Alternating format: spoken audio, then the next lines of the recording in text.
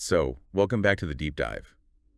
For you as a retina specialist, retinal vein occlusion is really its own unique beast, right? Oh, absolutely. I mean, we already use Faricimab a ton in wet AMD and diabetic macular edema.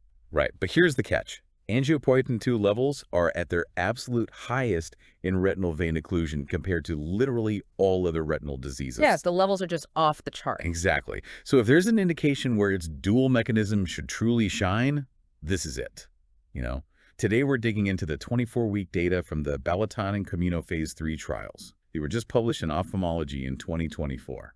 And we really need to know if targeting that massive angiopoietin 2 load actually gives Faricimab an edge over Aflibercept. Which, theoretically, it really should. Right, because looking beyond just VEGF makes physiological sense here. I mean, if you recall the RELATE study. Oh, right, where they just doubled the ranibizumab dose. Exactly. And it didn't actually improve outcomes in retinal vein occlusion. Simply mopping up more VEGF just isn't enough to fix the profound vascular destabilization these patients get. There's like a theoretical ceiling with anti-VEGF monotherapy. Yeah, which is why blocking angiopoietin 2 alongside VEGF holds so much promise, for restoring that vascular barrier. So how did that actually play out clinically? They pitted Faricimab against Aflibercept head-to-head. They did, locking both into a pretty rigid 4-week dosing schedule for 24 weeks.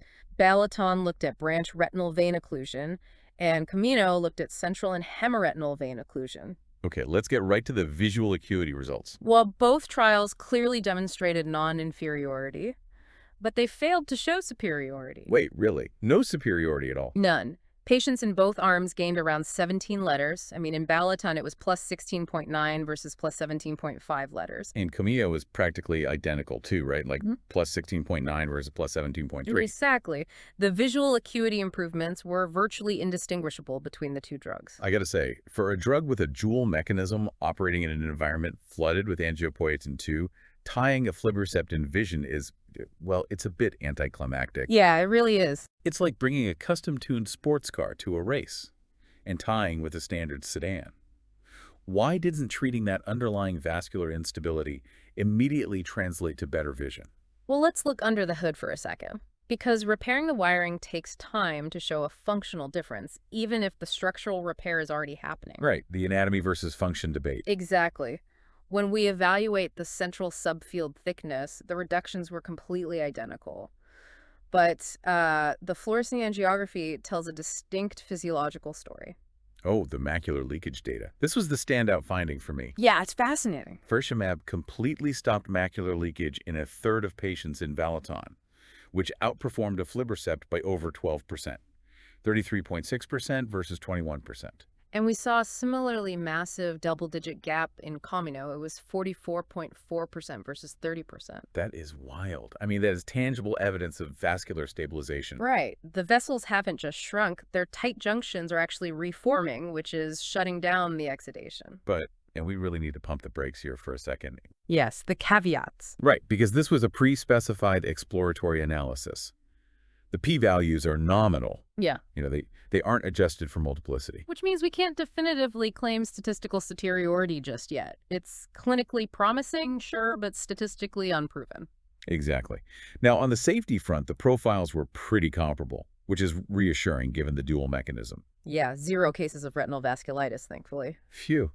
But COMINO did record some inflammation, right? It did. 2 serious cases of intraocular inflammation, specifically uveitis with Faricimab, and 1 case of infectious endophthalmitis with Aflibercept. Still, pretty solid overall. But the trial design itself leaves us with some glaring blind spots. No, for sure. A rigid 4-week fixed dosing schedule for 24 weeks.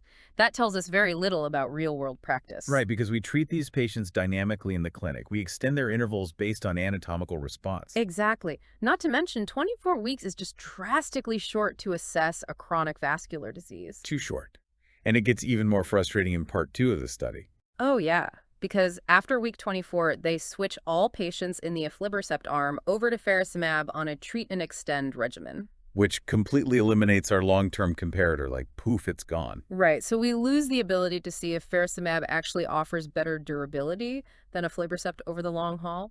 Plus, we should probably mention, these trials were funded by Roche, with Genentech employees among the authors. And we're still missing critical subgroup analyses, like how the ischemic versus non-ischemic patients fared. Yeah, that would have been great to see. Yeah. So tying it all together for you listening, Faricimab basically matches Aflibercept in improving visual acuity and central subfield thickness at 24 weeks. But it does offer a compelling, albeit exploratory signal for superior vascular stabilization based on that absence of angiographic leakage. Right.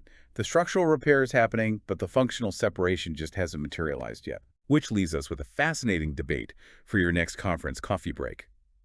If angiopoietin 2 is at its absolute highest in retinal vein occlusion, and Faricimab still couldn't beat Aflibercept in visual acuity at 24 weeks. Is angiopoietin 2 really as clinically relevant to visual potential as we've been taught? Right. Or are we just waiting for that 72-week durability data to finally see the functional benefit of fixing the wiring? Something for you to mull over. Until next time.